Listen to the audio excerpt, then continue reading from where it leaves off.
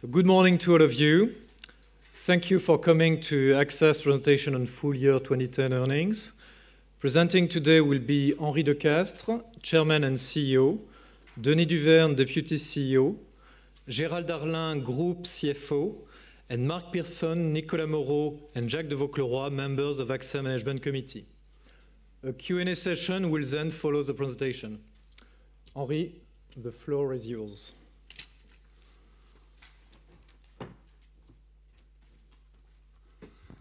Thank you, Mathieu. Good morning, everybody, and welcome.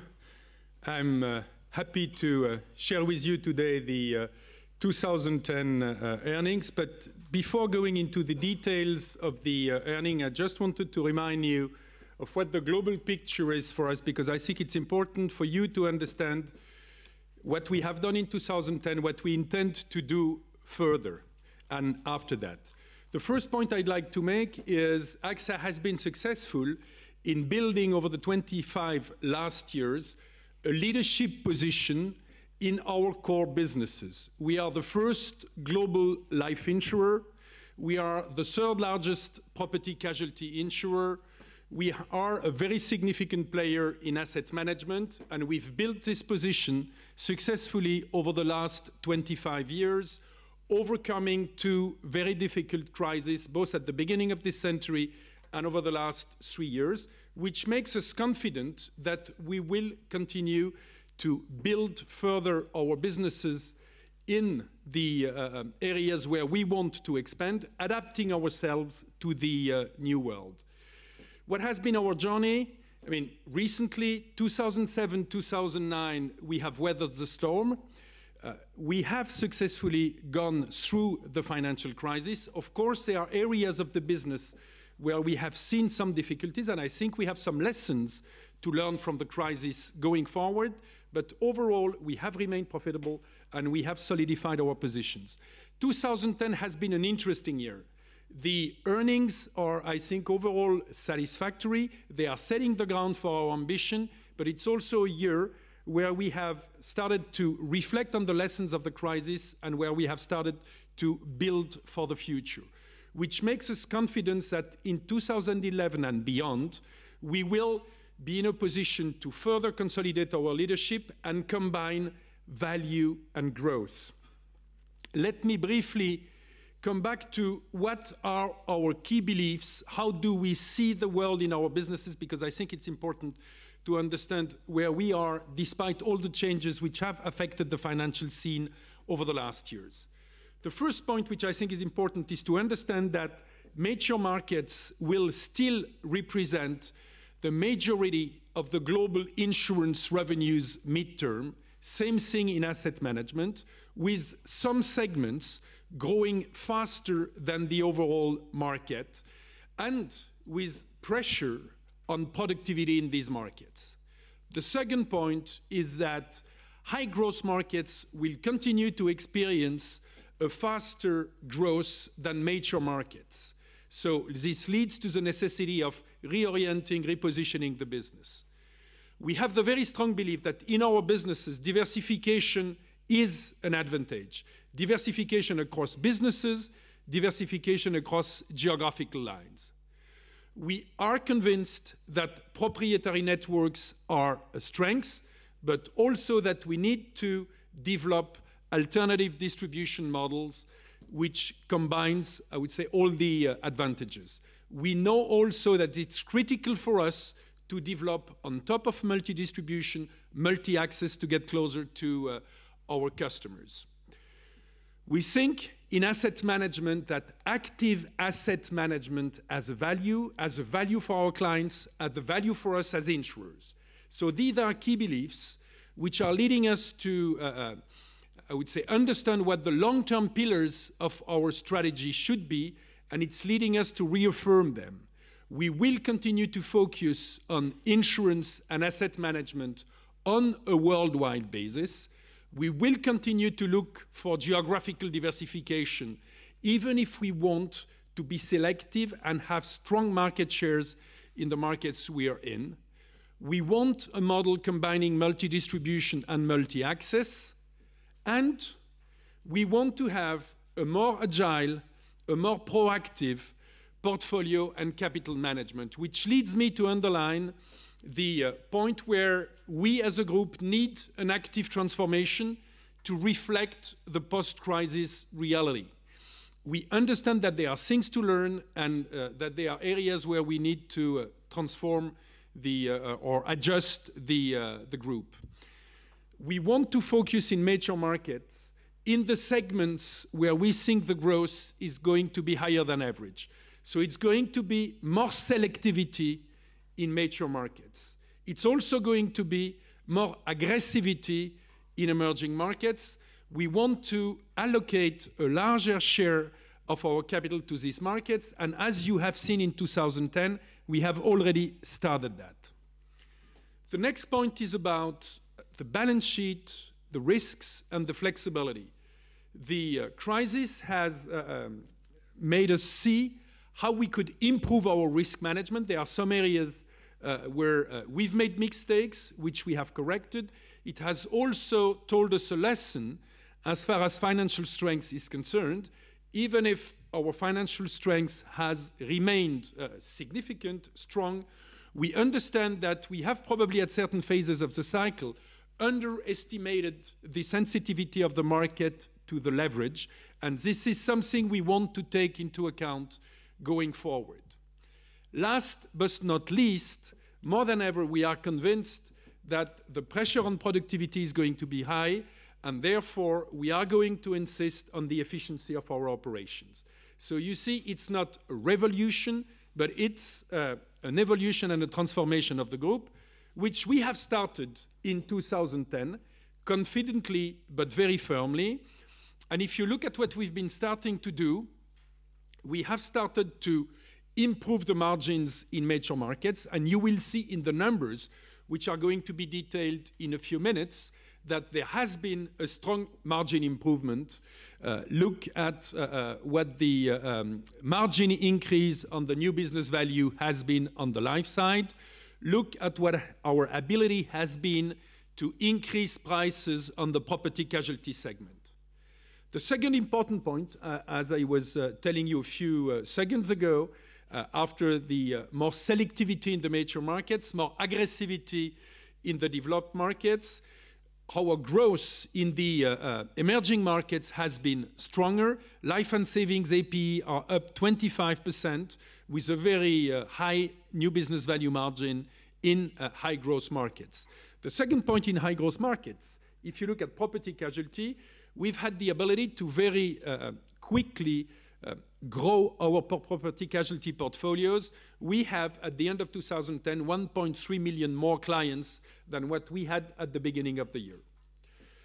2010 has been unsatisfactory, disappointing to us in one area, which is asset management. We recognize that. We have seen significant outflows. The AXA Rosenberg coding errors has led us to see very significant outflows at AXA Rosenberg and has created a reputation issue there. We are addressing these concerns. The investment performance, both at AllianceBernstein and at AXA Investment Managers, is improving.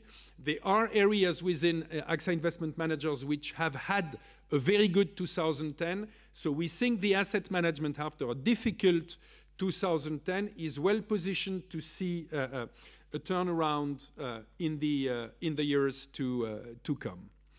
The other points I would like to insist on to highlight the key elements of 2010 are the way we have been building our organization further and preparing the future. We have now a new organization by business line combined with our geographical organization. This matricial organization is there to help us extract better economies of scale, help us improve our technical results, and both Jacques de Vaucleroy and François Pierson, who are heading the two business lines on top of their other responsibilities, have a quite full agenda for 2011 and beyond. I think this is going to help the group performance overall. The next point, which is important, is 2010 has been a year where we have promoted a new generation of CEOs within the group in very important operations, and you will see some of them today. We have a new CEO in the US, Mark Pearson, who was before that the CEO of Japan. We have Jacques de Vaucleroy, who is a new CEO for North Sea, but also for the global business line, life and savings. We have a new CEO in the UK. We have a new CEO in Japan. We have a new CEO for Asia P&C. We have a new CEO in the Gulf. This shows you that we have, and we are very proud of that, a very significant management depth, enabling us to prepare the future. The second element, which is important in terms of transformation and evolution of the group, is the strategic moves we've made with significant shifts in capital allocation. We have been, I would say, more agile in major markets, selling our UK traditional life business. Of course, the cost of this operation is affecting the net income this year, but we think it was in the best interest of our shareholders. It was in the best interest of the group to do that. It has enabled us to reposition a significant amount of capital to other developments. We are progressing in Asia, where the APH operation is on its way to completion and should be completed before the end of the first half. So this results in approximately 15% of the shareholders' equity of the group being reallocated at a time where, if you look at the M&A scene in our sector, very little is happening. In fact, we have been moving very significantly and probably more than many of our competitors. The activity has not been limited to these very visible M&A operations. We've also, in 2010, gone forward with very significant agreements or joint ventures, and with some M&A operations in smaller markets, reflecting our will to build positions for the future. The most important and visible deal is probably the joint venture we have with ICBC. It's the only joint venture of this nature in the Chinese market, associating a bank with an insurer to distribute products there. It's opening us the access to the Chinese consumers. Even if we have a minority stake in this venture, we are providing a lot of know-how. We think it's going to be a very successful joint venture and change the scale of our operations in China.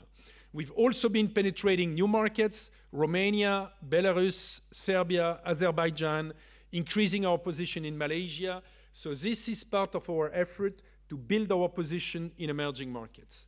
Last but not least, I just want to remind you about the changes which are going to be created by the completion of the APH deal, where once completed, the proportion of the new business value in our life and savings operations, which is going to come from Southeast Asia, will increase from 20 to approximately 30% of the group new business value. So even if 80% of the existing wealth in the world remains in the major markets, a significant proportion of the new wealth is created in the emerging. This operation enables us to be positioned there with a very strong footprint.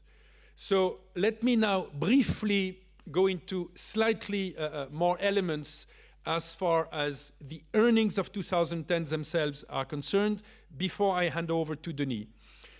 The first point is, as I've already told you, the very significant increase in the new business profitability. The NBV margin in the life and savings operation is up from 18 to 22%, which we think is a very significant progress. In property casualties, the current year combined ratio has improved by 2 points. It would have improved more had we not had a very large amount of natural catastrophes in Europe in 2010, and we are confident that in 2011 it's going to significantly improve further. Solid earnings, underlying earnings are flat. Adjusted earnings are progressing 20% at 4.3 billion, reflecting the fact that the financial markets are progressively coming out from the crisis. The net income has been affected by the UK disposal. If you take out the loss generated by the UK disposal, and if you look at more or less what would have been a more recurring net income level, it would have been progressing by approximately 18%. More important, because this has been a source of concern for you and a source of questions, there has been a strong cash generation and value creation. The operating free cash flows are up in 2010 from 3.1 to 3.7 billion. The group embedded value per share is up 11%. All these elements combined make us look confidently at the future and at 2011, and are such that we are going to propose to the shareholders meeting a 25% increase in the dividend. Last but not least, the balance sheet. The economic capital ratio is up to approximately 175%, showing that we are well prepared for the introduction of Solvency II. The debt gearing is at 28%, slightly up because of the foreign exchange impact on our hedging strategy. Denis will elaborate on that. And this is one of the points where we want to take your message into account, and looking forward, what we intend to do, as Denis will share with you, is to have a gearing ratio navigating between 25 and 30%, according to the cycle, according to the opportunities. So these are the key elements I wanted to share, and I'm now going to hand over to Denis.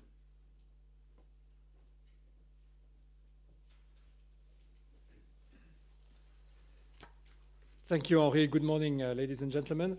I'd like now to give you more details about our 2010 financial performance.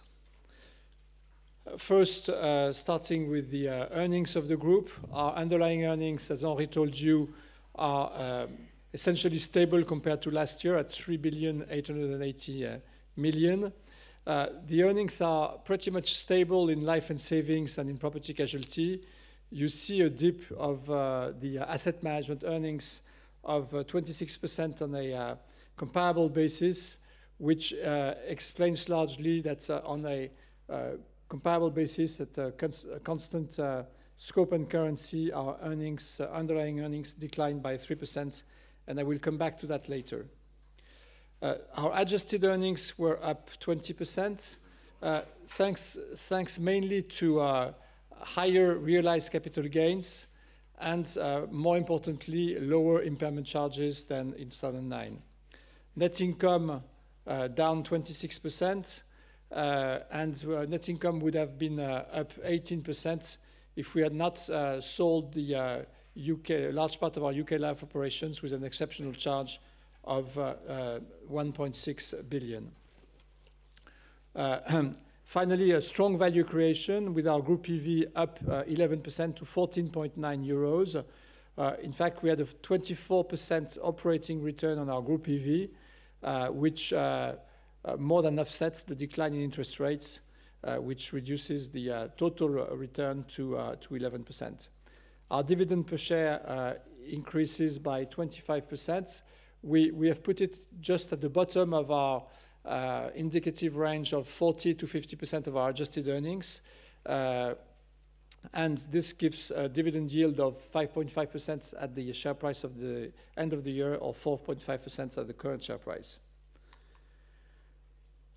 Our operating free cash flow, the dividends paid to the holding company by our various businesses, increases from 3.1 to 3.7 billion euros.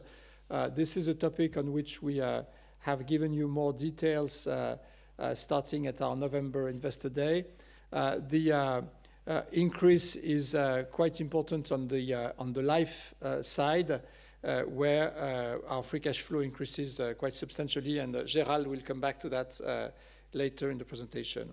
So our net free cash flow at the group level is in excess of 1 billion, which is in line with what we indicated to you in November.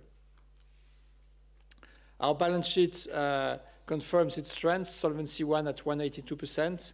This is largely the reflection of slightly lower interest rates. Our economic capital, internal economic capital model gives a solvency in excess of 175%. As you know, this is a model that still remains to be validated in the Solvency II framework by our supervisors. But this is the way we've been measuring our solvency economically, internally for a number of years. And finally, our debt gearing is slightly up, mainly due to unfavorable foreign exchange impacts. Moving to life and savings business, the scope of our life business is quite large. Henri indicated that we were the #1 global insurer with more than 40 million customers, with a fairly diversified geographic presence, substantial presence in Asia, close to 20%, and the US 17%, Europe and Latin America doing the balance. And also fairly balanced from a type of business standpoint, with protection and health representing 31%, general account savings 25%, and unit-linked 31%, with mutual funds being the balance. And finally, a fairly balanced distribution mix, with agents representing 40% and 46%, and third-party distribution more than 54%.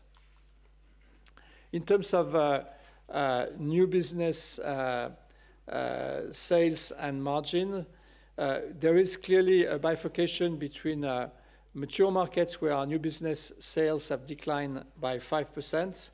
But this was clearly a focus on margins. Our new business margins in mature markets have increased from 16.4% to 20.2%, while in high growth markets, our new business has increased by 25% with a stable margin. Looking now at a different breakdown of our life business, this is a disclosure that we've started to give you at our November Investor Day. The first part of our business is the protection and health business, which was more or less stable, declining 4% in volume, but increasing 6 points in margin. The decline in volume is largely a reflection of the discontinuation of a cancer product that was not profitable in Japan. On the general account savings side, the decline is more pronounced, 11%. And you see that we have a negative margin of 1% in 2010. This is clearly a concern. This is also, we believe, temporary, because 2010 saw very low interest rates during a large part of the year. We've therefore been very focused on this issue of profitability of general account savings. Our volumes have come down, principally in France and Belgium, to reflect the fact that at the current interest rate environment, it was difficult to sell those products at a profit. Unit-linked was stable, but the margin increased from 12 points to 23% in margin terms. This is a reflection largely of the return to profitability of our US VA portfolio, and Mark Pearson will comment further on that later. So in total, a good increase in margin with a slight decline in volume. Our life earnings have increased by 1%. The investment margin was up. The investment spread was 76 basis points in 2010 versus 68 in 2009. We had also higher fees and revenues thanks to higher unit-linked balances. This was more than offset by a decline of our technical margin, which is related to our US VA portfolio. We had positive one-offs in 2009, but we also had to strengthen our reserves for lower surrender assumptions in our old VA portfolio. Which was partly mitigated by a DAC offset of $500 million. So all in all, an increase of 1% of our life earnings. Looking at the life earnings again by sub-segments, the general account protection and health business was stable in earnings. We had an increase in earnings on the savings sides, reflecting the increase in the investment margin, and an increase of the earnings from the unit-linked business, within which we've isolated the US VA business to show you that despite a decline in its profitability, it was still profitable in 2010 with 147 million after-tax, pre-tax earnings. And finally, an increase in profitability of our mutual funds, thanks to an increase in the balances. Moving now to the P&C business. First, an outlook on the scope of our business. We've in the last decade, we have substantially increased our footprint in P&C, moving from number 6 to number 3 or 4 global insurer. More than 55 million customers in 30 countries. Presence which is concentrated in Europe for the most part, with a small presence in Asia and Canada. Relying 50% on proprietary networks, agents and direct, and 50% on third parties, with a balance of business which is 62% personal lines and 38% commercial lines, motor being by far our biggest line at 44%. And we are a leader in more than 10, top 10 in more than 10 markets. Our revenues were up 1% on a constant currency basis, 5% on a nominal basis. And you see here a contrasting picture between personal lines, where we have increased our exposure by 4%, average price increase of 3.8%, and strong net inflows, 1.4 million customers, versus commercial lines, where our presence declined in revenues by 3%. The average price increase of 2.1 points being more than offset by selective underwriting and lower sum insured, so a decline of our personal lines portfolio. Here again, it's interesting to look at how our footprint has evolved between mature, high growth, and direct. Our revenues were stable in mature markets, but we have improved our current year combined ratio by 2.1 points. We had an increase of our revenues by 6% in high growth markets, and also a sharp decline of our current year combined ratio. And our revenues have increased by 19% in direct. We have a presence in direct P&C in more than 10 countries, and our current year combined improved by 1.4 points. In total, our current year combined ratio improved by 2 points during the year. Looking at the totality of the business, underlying earnings declining by 2% on a constant currency basis. Improved current year combined ratio in spite of still a high cost of natural catastrophes, 1.7 points of combined ratio versus 1.9 points last year. Lower prior reserve developments of 3.3 points compared to 5.4 points last year, and a fairly stable combined ratio, all-year combined ratio at 99.1%. I'd like to move now to asset management. As you know, we have two asset managers in AXA Investment Managers and AllianceBernstein, which have their own business model, which is slightly different, with a footprint mainly in Europe for AXA IM and mainly US and Asia for AllianceBernstein. I won't go into the details, but those are two fairly complementary asset managers. And I'd like to go more into the details of what happened in 2010 in the business. Our average assets under management improved by 3% to 863 billion euros. We had, as a result of that, higher revenues by 5%, but we had significant outflows in both businesses. At AllianceBernstein, the outflows were concentrated on the institutional segment. They were very modest in the retail and private client business, and they were concentrated on the equity part of the business, while fixed income had 7 billion of positive inflows.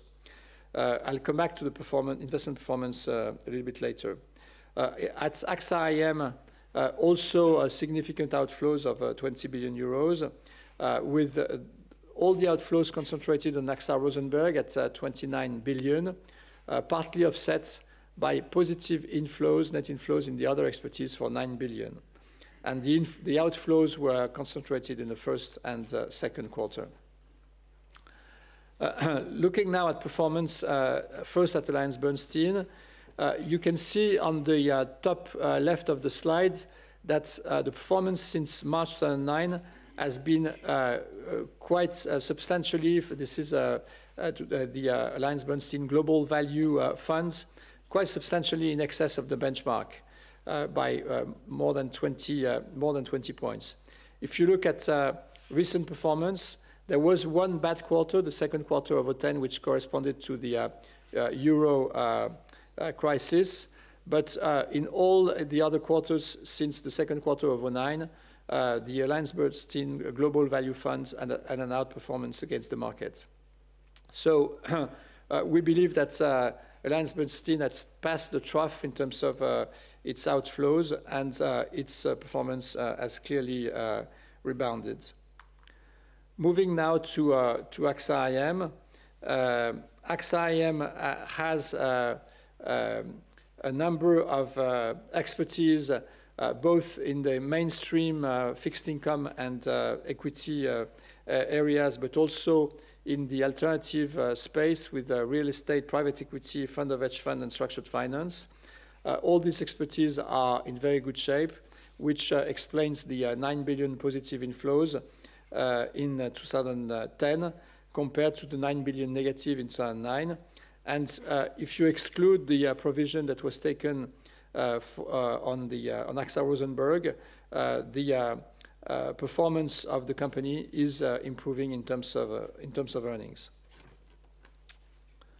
Looking now at the asset management business as a whole, you see that the underlying earnings declined by 26%. When you look at it in more detail, you have to take into account two exceptional elements. One exceptional positive in 2009, which was a positive tax one-off at AllianceBernstein of 62 million euros, and one exceptional negative in 2010, which is the provision for the AXA Rosenberg coding error after tax. And you can see that if you exclude those two elements, underlying earnings in asset management would be up 12%, which reflects the underlying improvement of the business. I'd like now to hand over to Gérald Darlin for the presentation of balance sheet and embedded value. Thank you very much for your attention.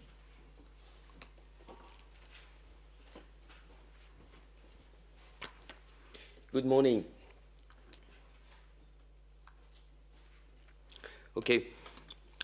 Our shareholders' equity improved by 3.5 billion.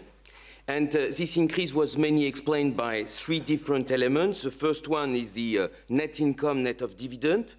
The second is the increase in the capital gains. And the third is the foreign exchange positive impact. On the left-hand corner of this slide, you can see first the unrealized capital gains.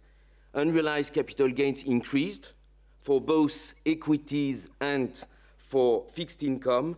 For equities from 2.7 to 3.1 billion. All these figures are net of PB, net of policyholders' bonus, and net of tax. And for fixed income from 2 to 3.1. At the same time, just in the middle at the bottom, you have the off-balance sheet unrealized capital gains. So these capital gains are not in the shareholders' equity. It corresponds to real estates and loans, and it increased from 2.6 to 2.9. Let's move now to the debt. So our debt increased from 13.5 to 15.2 billion, mostly explained by the foreign exchange. You can see that our gearing ratio moves from 26 to 28%, within the 25 to 30% range, according to the cycles that have been mentioned by Henri. You can notice also that the interest coverage improved from 7.9 to 8.5 times. This is due to our higher realized capital gains. Moving now to the embedded value and free cash flows. The group embedded value increased by 3.7 billion. you can notice that it improved from 30.4 to 34.2, of which the VIF increased the value of in-force business from 18.5 to 20.1. The two main elements for this strong improvement corresponding to an operating return of 24% is first the operating return at plus 7.2 billion, mostly coming from the life operating return at 6.1 billion, but also on the net underlying earnings coming from the from P&C, from asset management, and from the holding company corresponding to 1.1 billion. At the same time, you have a negative investment experience explained by the change in the market conditions with lower rates and higher spreads. So, moving to the new business return. So the new business return increased from 10.3% to 10.9%, first driven by a lower new business strain and lower capital requirement. Second, also, improved business mix, like in the US, and Mark will elaborate on this. At the same time, moving from 10.3 to 10.9 confirms that we are well on track to deliver our target, which is to improve the internal rate of return by at least 200 basis points. Let's move to life free cash flows. So you can see that our life free cash flows increased on a net basis from 0.8 to 1.4 between 2009 and 2010. This is explained by higher free cash flows on the in-force business and lower new business strain, mostly in the US, on the new business. We expect in 2011 to improve this, the free cash flows from 1.4 to 1.7 billion. So that means that you can notice that we almost double, we will almost double the life and savings free cash flows between 2009 and 2011. Let's move to the cash flow emergence in life. So you maybe remember that we presented this slide already in November. We confirmed that we have a 17 billion free cash flow which is expected to be released from 2010 over the next 5 years on the in-force business. On top of this, we have the expected free cash flows that will be generated by the new business, with the new business return first. Second, we will have actions to improve value on the existing book in order to improve the pattern of our cash flows, and also we will take some actions to release more capital from existing book. I hand over to Mark.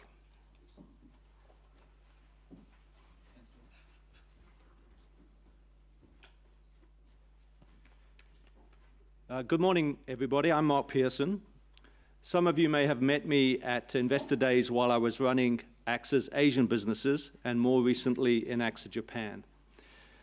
I've been very lucky with AXA to have operated in fast-growing markets like Hong Kong and Asia. I've worked with very diverse product and distribution models. And for the last 3 years, I've been in the low interest rate environment of Japan. For those of you not familiar with the Japanese market, it is the second largest life insurance market in the world. And I've been very pleased to be part of the management team that was able to distribute the first ever dividend to the shareholder of 366 million euro in late 2010. As part of our normal succession planning last year, Henri asked me if I'd be interested in taking over from Kip on his retirement. Obviously, as an insurance professional, I was very excited to have this opportunity and really delighted to be going there. Of course, I hope to bring something of value to the US business. What I do know is there's no magic bullet. It's about finding the right balance in managing product development, risk management, and expense management to grow the value of the business, generate cash flows, and ensure continued growth in underlying earnings.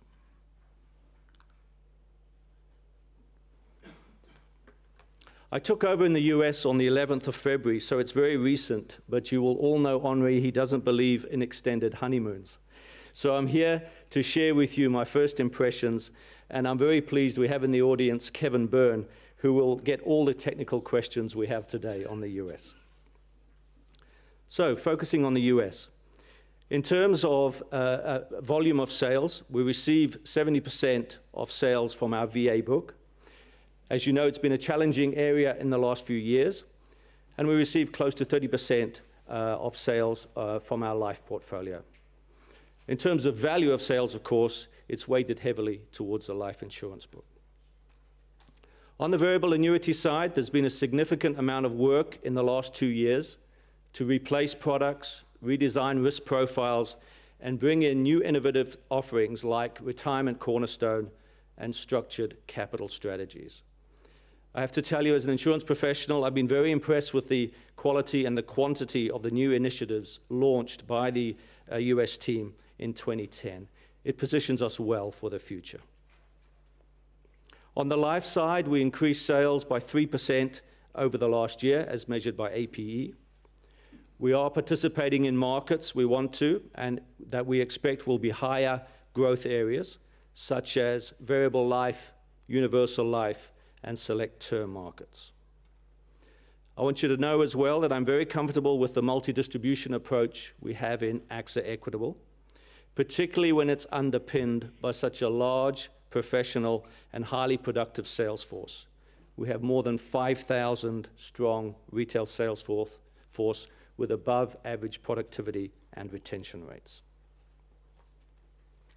Although we had 5% less sales in 2010, the value of those sales was significantly up, and the new business margin increased from 7.3% in 2009 to 12.4% in 2010. This means that the new business value in the US increased 62% from 73 million euro in 2009 to 122 million euro in 2010, and the momentum is good with us. Cash flows are also emerging.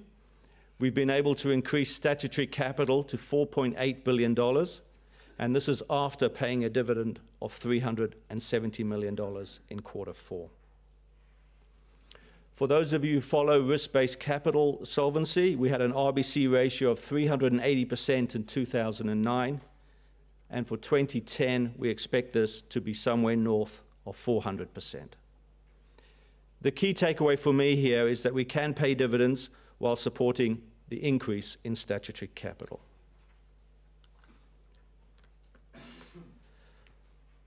Of course, through the global financial crisis, there have been challenges with the US variable annuity portfolio, and I can assure you I was as interested as you all are to understand more about this, and so I thought it would be useful to share this attribution page with you.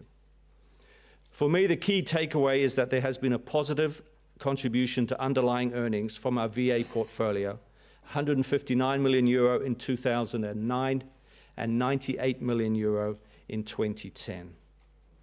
The reduction in 2010 reflects reserve increases of about 100 million due to change in lapse experience and assumptions, which we disclosed to the market last November. Looking at the risk in the VA book, the basis risk should not be an issue now, as we have efficient allocation to the indices we are using for hedging. We do have exposure to increases in hedging costs if we have extended periods of volatility, and we need to continue to watch policy behavior on lapses. So for me, in summary, the new business we are writing is significantly less sensitive to interest rates and volatility, and the in-force book has strong risk management controls around it. So a recap on 2010 and where we're heading for 2011. 2010 was a strong year of transformation in the US. New innovative products and redesigns are gaining strong traction relative to the market and comprise close to 40% of total life and variable sales in 2010. We continue to actively manage equity volatility through the AXA Tactical Manager, which we launched in 2009, and which has now been expanded to our in-force funds. And as the incoming CEO, I've been really happy to see both strong customer and employee satisfaction levels. Looking forward to 2011, our focus is on execution rather than developing new strategies. We will continue to grow value by providing a diversified, innovative, and balanced product offering that meets the growing needs of our customers. As a team in the US, we remain committed to the quality and growth of our earnings, positive cash flow generation, increasing capital value on the basis of disciplined risk management. I believe we have significant assets in the US, particularly with our loyal and large retail distribution network and wholesale partners. We want to increase our distribution management flexibility, make sure we drive efficiencies through the business, look for opportunities to invest, and always focusing on customer and employee satisfaction. Thank you very much for listening to me. I now hand over to Nicolas, who will take you through AXA France.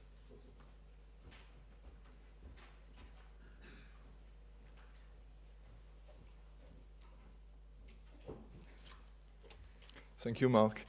Good morning.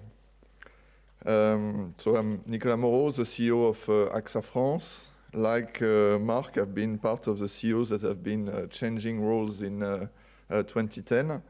And the earnings the outcome of the year for France that I will present to you, I will share it with François Pierson, who is in the room, who is responsible for most of it. So the year for 2010 in France has been a year focused on profitability and growth of the bottom line rather than growth of the top line. And as you can see, both in P&C and in life and savings, we have been able to grow underlying earnings in 2010. If I take both line of business one by one, in P&C, AXA France has clear leadership in the market, both in commercial line and in personal line. And we have been able to grow our sales by 3% in 2010, 4.2% in personal line, and 0.8% in commercial line in a declining market, which, despite the rate increase that we have been putting in the market, 4% in motor, 5 to 8% in household, have allowed us to grow our market share in the market. So that's P&C. This investment on restoring profitability on these lines of business. Despite that, we've been investing a lot in innovation, in creating new products, packaged products in commercial lines, and working on developing our e-auto and e-santé, our internet solutions for health and motor in the market. The business we've been doing on the internet, directly subscribing motor products on the internet, have been representing around 20,000 new policies in motor for AXA France. On the life and saving business, the choice has been to be very selective in the business that we were writing. And as it was told to you at half year, we have been stopping to underwrite large guaranteed tickets in the market, tickets that were coming either from our financial banking partners or the IFA market. This has led us to a decrease by 80 million in AP in our life and savings business. But this is allowing us to grow our NBV margin and our earnings. The focus for the year have also been on trying to create value in the in-force business with some innovation like the Bonus Euro Plus, which is a mechanism where the credited rate to our customer will vary depending on the size of their assets with us or the rate of unit-linked business they've got with us. These have allowed us to grow our margins on the in-force and also give the right incentives to our customer, to our distribution force, so that we increase the rate of unit-linked product in our books. As you can see on this chart, We've ended the year with 20% rate of unit-linked product in our global new business, in our production. This is well above the market at 14%. And I can tell you that the beginning of the year is on the same trend, around 20 to 22% of unit-linked shares. This is due to both this incentivization of our network, the launch of new products with a new unit-linked product, a multi-manager product, and with the bonus Euro Plus that is now being well accepted in the market. We've also been renegotiating the distribution agreement with the IFAs in France. Here again, trying to discriminate between our partners that are bringing sizable tickets and the one that are bringing us low margin businesses. These have been quite reasonably well accepted by the distributors, and most of this agreement now, we are at 80% rate of signature for these new distribution agreements. We have had also a huge emphasis on protection with the launch of new product, family protection, that have been a real success in terms of sales. We have been writing 120,000 new policies on this product compared to last year, 22,000 policies. And this emphasis on protection will continue in the coming years. So now if we move to the priorities in 2011, I think the focus on the growth of the profitability for us is still very well in our minds. So the focus will be to grow on the most selective and most profitable segments of the market. P&C, the market has now woken up and have increased rates by the end of the year. So we'll continue the trend. We have been the first movers there. And so we'll continue to increase price in 2011. You might have seen that in the press, and continue to be quite selective in underwriting. We are launching a new product, which is an international product for SMEs, where French SMEs that are investing or working abroad we will be able to cover them for the whole of their business, benefiting from the infrastructure of AXA Corporate Solution. This is quite a promising product for the mid-market, where we had a gap in our offer. So this launch is now happening. On the savings market, there is a continued emphasis on the unit-linked product, both in terms of new sales, but also on conversion of the books. We have a selective initiative to try to go see our customers and try to have them to convert part of their assets with us in unit-linked. So this will continue. It is quite important. We will also position ourselves as a specialist of the financial advice. We have huge distribution network in France, both salaried sales force, around 4,000.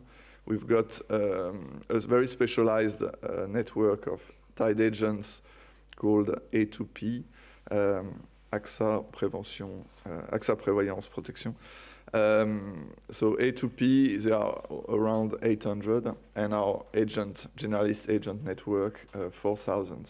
So we want to capitalize on this physical presence on the field to give advice to our customer rather than doing product push. This, I think, is much better to build our franchise, to strengthen our franchise. And we will be launching a big initiative on individual retirement, building on this physical place. The other initiative that you might have seen is around banking. I think banking product for us is a great line of product to strengthen our distribution network and to support them, to give them another product to sell. And we will continue this effort during the year and in the coming years. And we've got a special initiative also on in-force valuation. We've got 100 billion euros of reserves. And we have created a dedicated team that whose function will be to extract more value from the in-force, both in terms of managing of costs, of administration costs, but also optimizing the capital and optimizing the margin. So this is also an important initiative for us. Otherwise, on protection and health, we'll continue the efforts that were done before with the launch of a new proposition in protection for self-employed workers and launch of the long-term care offering, building of on the government initiative to support this type of products. And of course, as all of the AXA subsidiary, we are working quite hard to improve our productivity and deliver the savings that we've got to deliver. This is also a big initiative for us. On top of it, another transversal initiative is to modernize and strengthen our proprietary distribution network, mainly using the internet and the multi-access, so that our agents and field sales force are able to communicate very well with their customer, and that their customer can communicate with them in a seamless way. So that's France. Now I will hand over to Jacques de Vaucleroy for North Sea.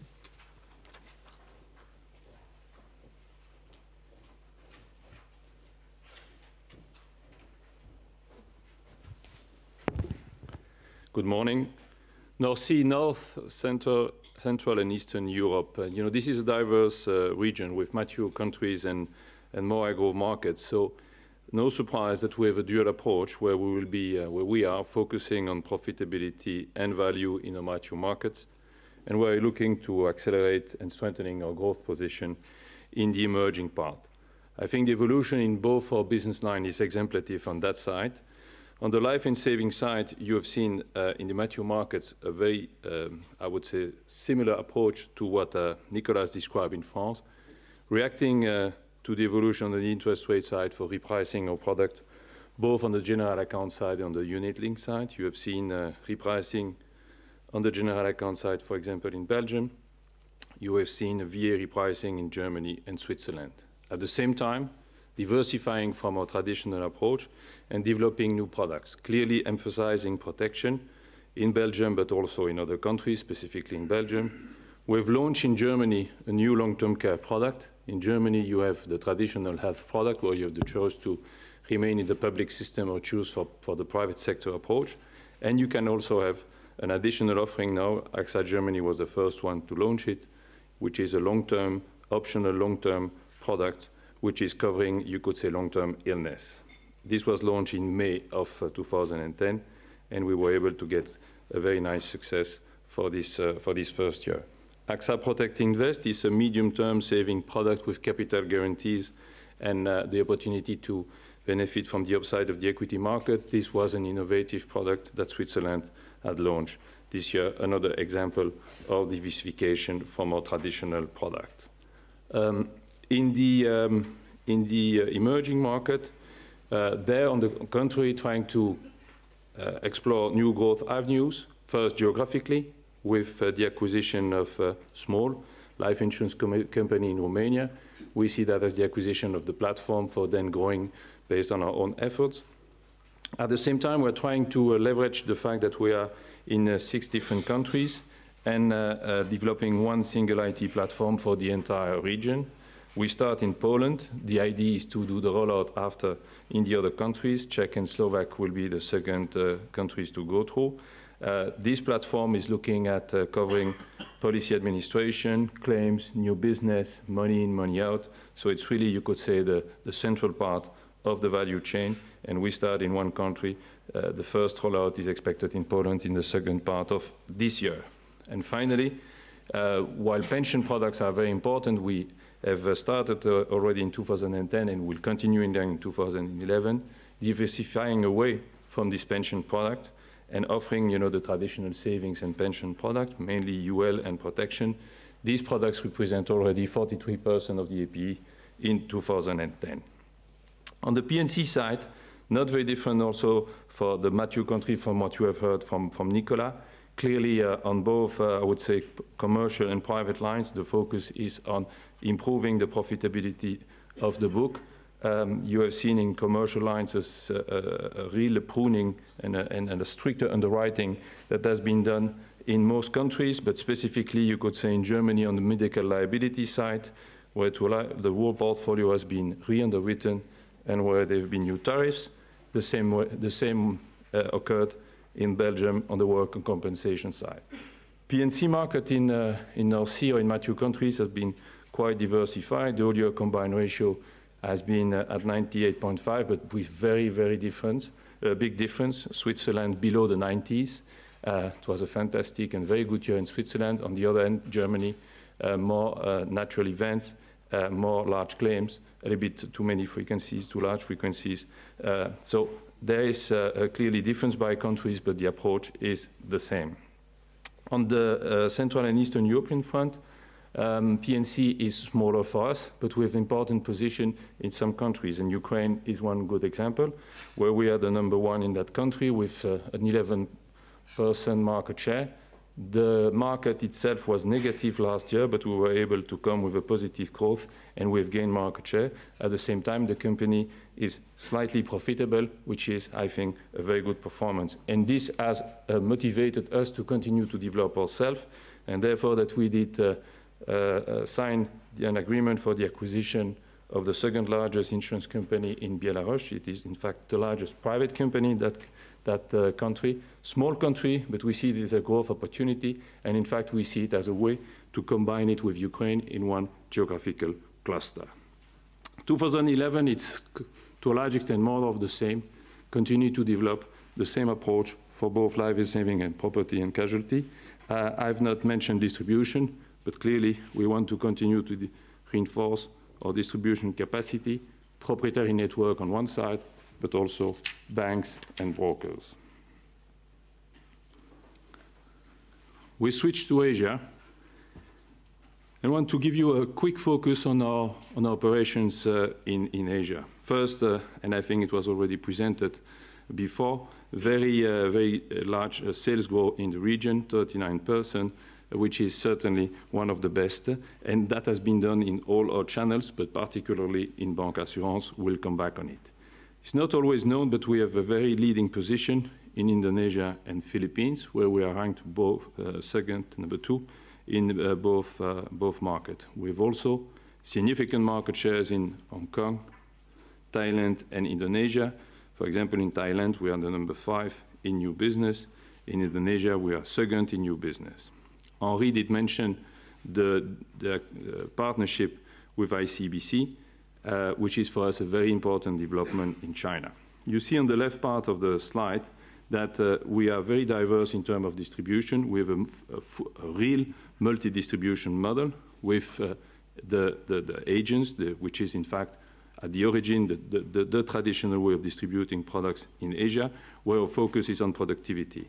You see a very large part of our distribution which is coming from bancassurance, and where clearly there the focus is on leveraging the network of our partners and adding insurance advisors in the branch.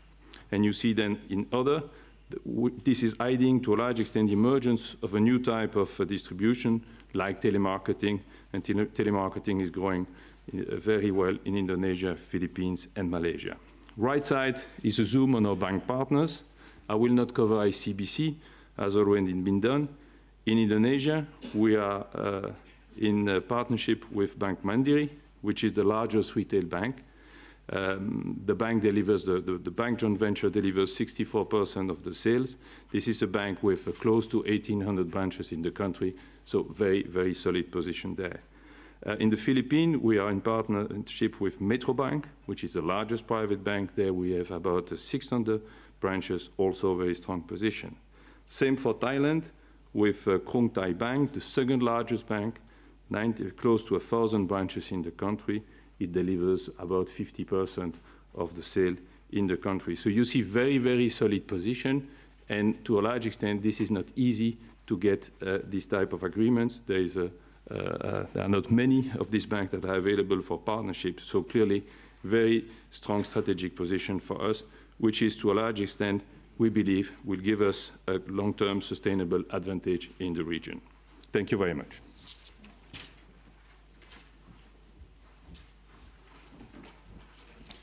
Thank you, Jacques. Let me briefly sum up and give an outlook. If I go back to the 2010 numbers, the way I would characterize them is satisfactory in a still difficult environment. When I look at 2011, I would say confident outlook. Not going to come back to the 2010 numbers. We will come back to you in June to discuss with you in much more detail the operational actions which are linked to our Ambition AXA program and who are supporting our middle-term vision.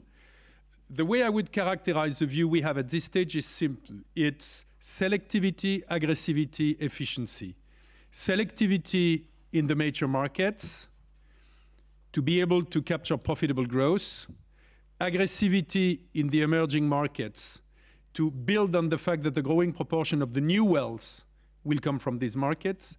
Efficiency, because everywhere we think that the very solid positions we've built over the last 25 years enabled us to reach a further step there and to be more competitive than most of the players because of our global scale.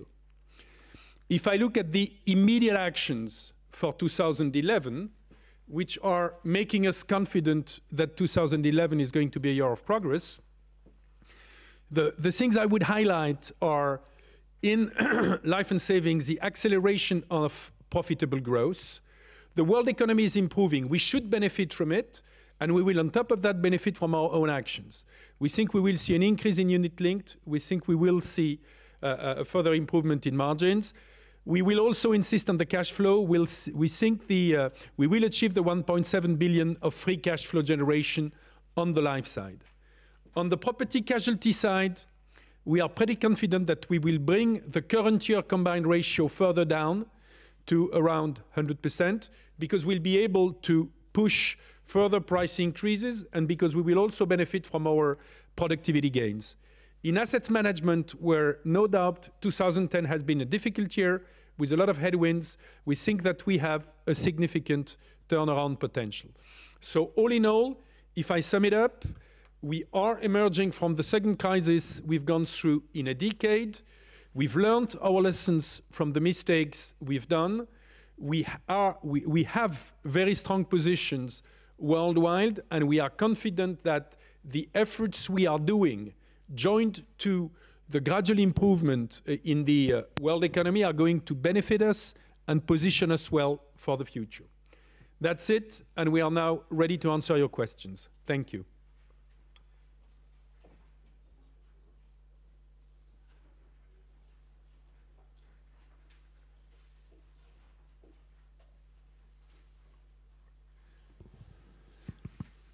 Hi, good morning. Thomas Jacquier from Exane BNP.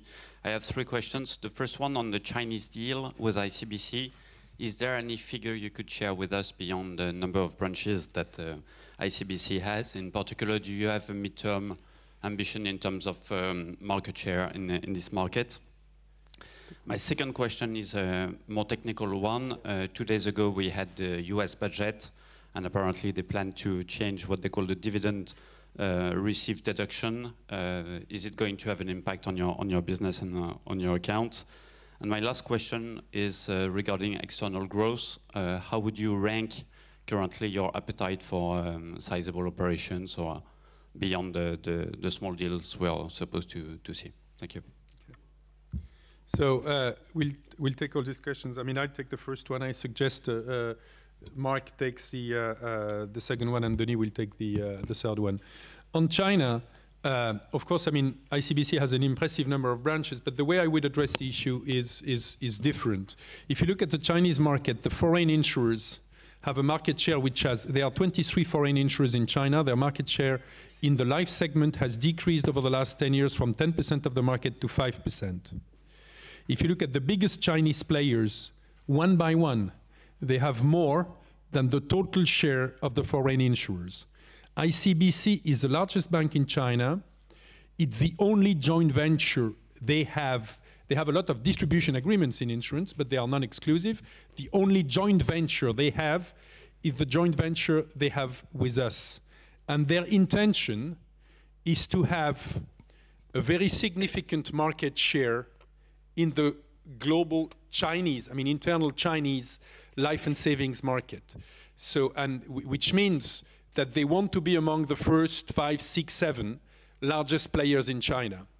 So if you look at the market share of the large players in China, and if you look at how much do you need to have if you want to be one of the major domestic forces, you will have an answer. That's why we think that this is going to enable us, even if we have a minority position, and this was the price for accessing the real market. This makes us quite confident that this is going to change the scale and the profitability of our business in China. Look at the Indonesian deal. We're associated to the first bank in the country. We have become the second largest player in the market within a very short period of time. And we're contrary to what you see in many of the markets where you need 7, 8, 9, 10 years to become profitable in life. We've become profitable in the 3rd year. Mark, do you want to take the dividend received? Yes, I will. A couple of points on the DID budget proposals. Firstly, this is not the first time there have been proposals. It's been included in budget proposals twice before and has not gone through because of lobby efforts. So it's by no means certain to happen. If it does happen, there'll be no impact on 2010 or 2011.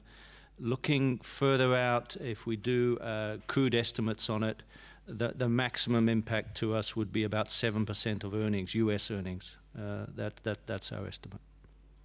I'm just looking for Kevin Byrne to nod to confirm that that's correct. Good. and that would be less than 1% of the group earnings. Moving to the 3rd question, our appetite for sizable acquisitions. I would like to make a few comments. First, there are very few sizable acquisitions available in high growth markets, which is our area of focus in terms of acquisitions. Second, Henri has commented very clearly that we are mindful of our leverage, and we don't want to increase our leverage beyond 30%, and we'd like to eventually bring it back closer to 25%.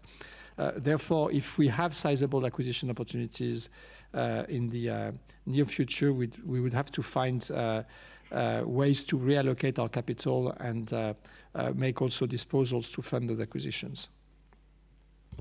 Next question.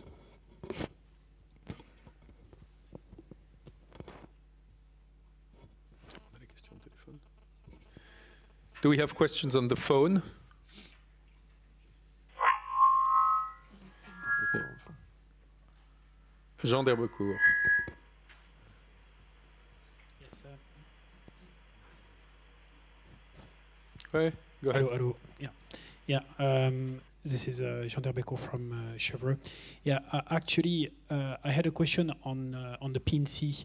You're making a real turn today, I mean, in 2010 and today, toward profitability. The best in class in Europe are having a combined ratio around 95% or even below, or targeting so. Does it make sense for AXA to have such a target ratio? And my second question is for Denis. The interest rate environment is improving dramatically for insurers. Could you tell us what is your hope or wishes in terms of investment yield for 2011 for life and non-life, and how does it compare with 2010? Thank you. So on the P&C combined ratio, and François may want to add to that. We have said that we wanted to go to 100% current year combined in 2010, an improvement of 2.4 points. We have achieved an improvement of 2 points in 2010, so an improvement in 2011 of a further 2.4 points is quite ambitious. We are clearly conscious that this is not our end game. Our end goal is more in the area of 95, 96, but it will take a few years to get there. So not only price increases, but also other technical improvements. But you don't get there in 1 year. François, do you want to add anything on the P&C combined targets? Not really. I can repeat that you have just said. We are very confident to our capacity to reach our target in 2011, because we have for a second time increase our prices of plus 3%, after an increase of prices in 2010 of plus 3%. We have improved our reinsurance treaty to protect us better on CatNat, and we will improve also our expense ratio in 2011.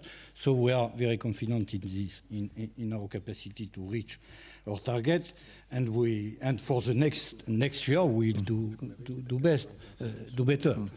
But at this level of combined ratio, we were at this level at 96.9 in 2006. So for AXA, it's not impossible.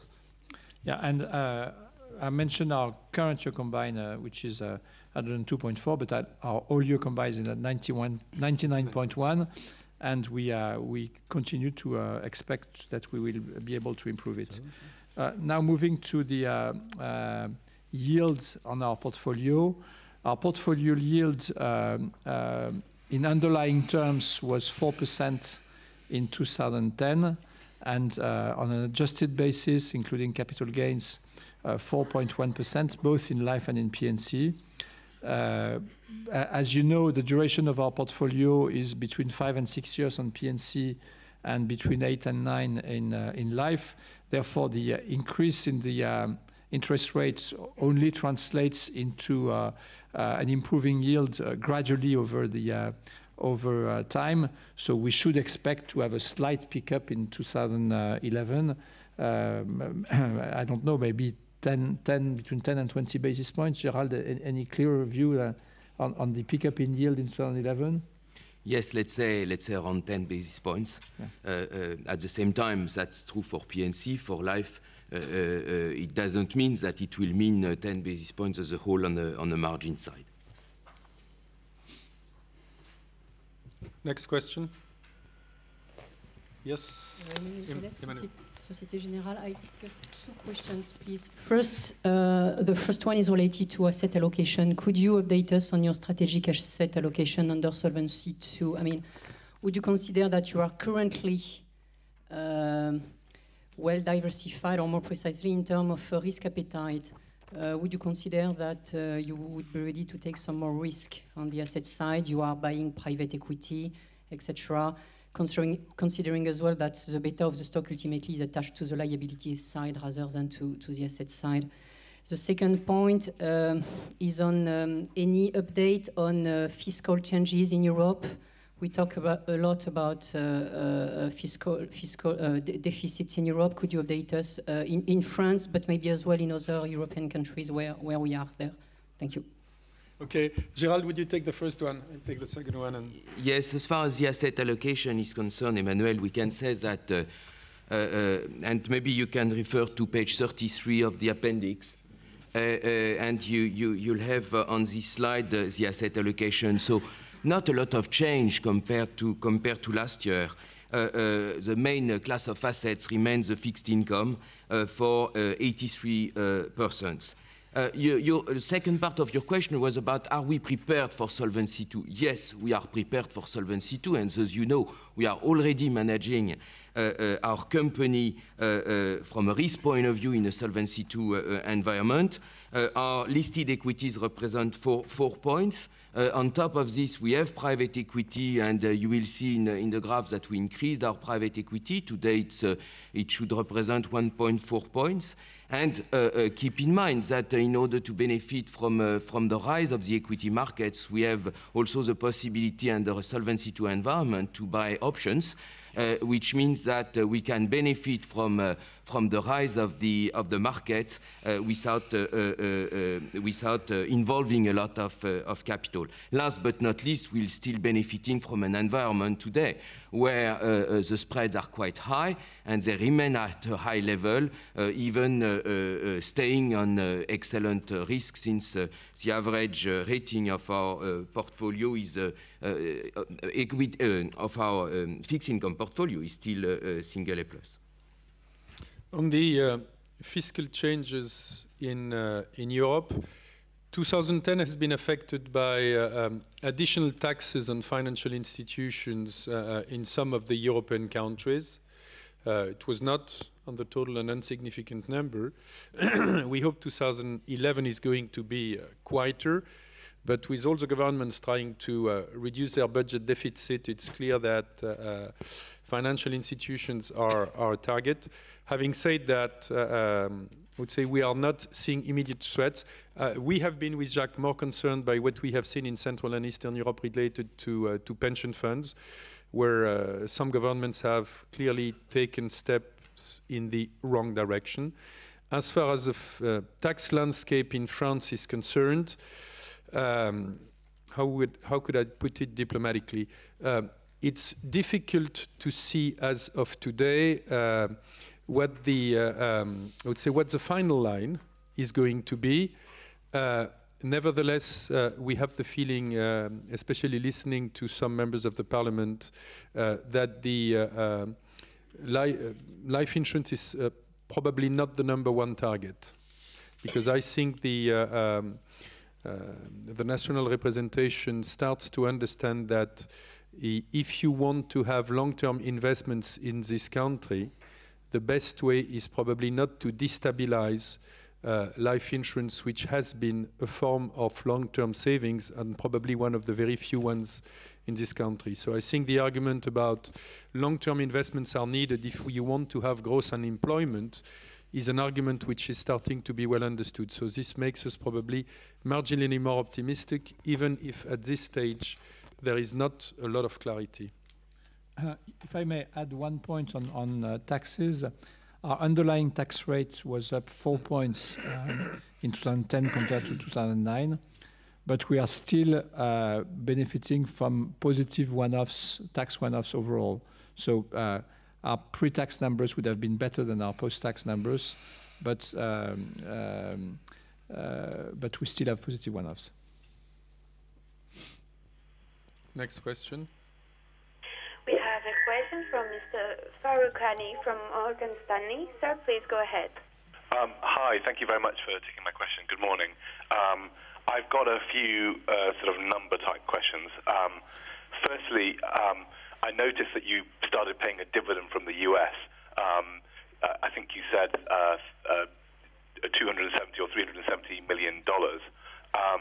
Can you just talk about the outlook for that going forward? Because your cash flow from the US in 2010 was over 550 million euros. So clearly you're still not fully able to pay that cash. Can you just talk about the environment for dividends from the US? And secondly, you talk about the 100% current year combined ratio. An obvious question is, what is your view on reserve releases in 2011? Thank you. Okay, very good. Mark, do you want to take the US dividend? Or Denis? So in the US, our dividend is constrained by several factors, but I would say the overarching one is the fact that we cannot distribute more than 10% of our statutory surplus. And Mark has shared with you what our statutory surplus is. I think it's 4.8 billion from memory. So that gives us at 10%. The maximum is 480. So we didn't distribute the full 10% in 2010. But so there is a little bit of room, but not an infinite room to grow the dividends. And in terms of outlook for on your second question, outlook for positive developments on prior years, it's extremely difficult to gauge this and give you a precise guidance on this. But you've seen that, as we had told you, we would have lower positive developments in 2010 than in 2009 this occurred, and I would tell you that we should have slightly lower positive developments in 2011 than we have had in 2010, but I cannot give you a precise number. This is just a function of the place in the cycle where we are. Prices are going up. It's a period where we have lower positive developments. Okay, thank you very much. Next question, I think there was a question in the room. Yes? Pierre Flabé, Kepler Capital Market. Couple of questions on protection and health. First, could we know what would have been the trend in the new business margin, excluding the termination of the Japanese product? And in terms of outlook, could we know what you expect in terms of margin evolution, considering competition, your appetite for growth on the one end, and on the other end, might we know what could be the interest rate sensitivity of this business? Could it be comparable to what Gerald Darlin mentioned on PNC?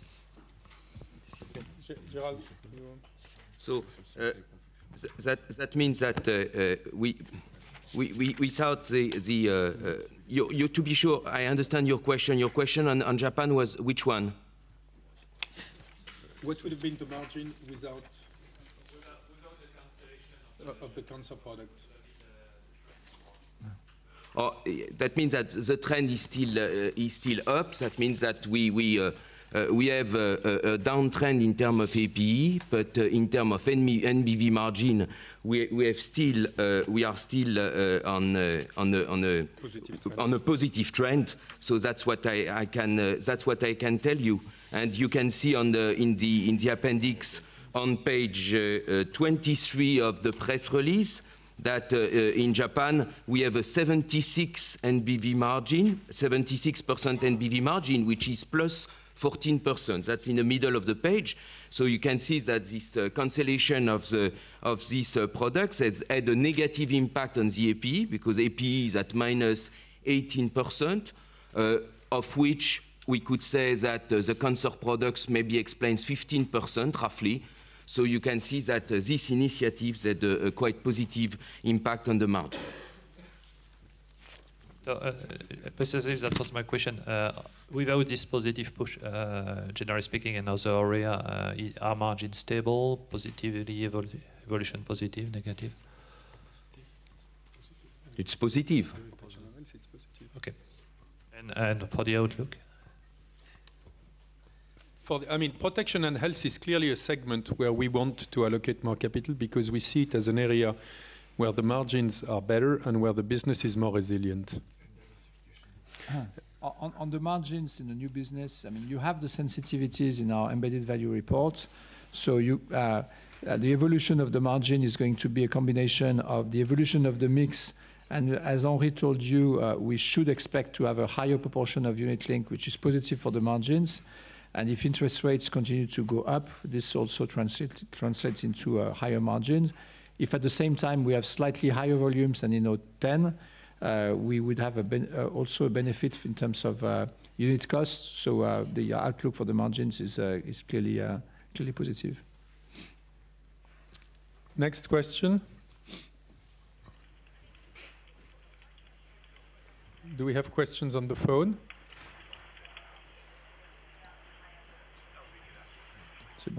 No? Could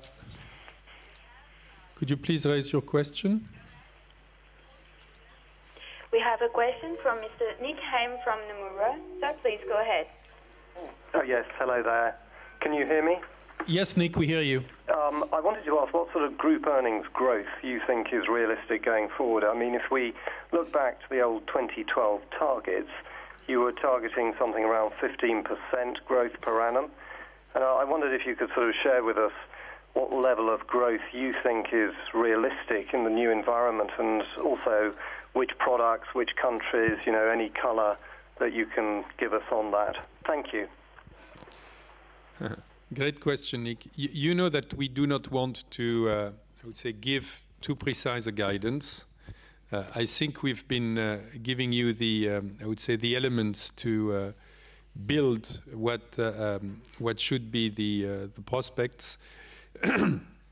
The macro environment is getting better, but we know all still fragile.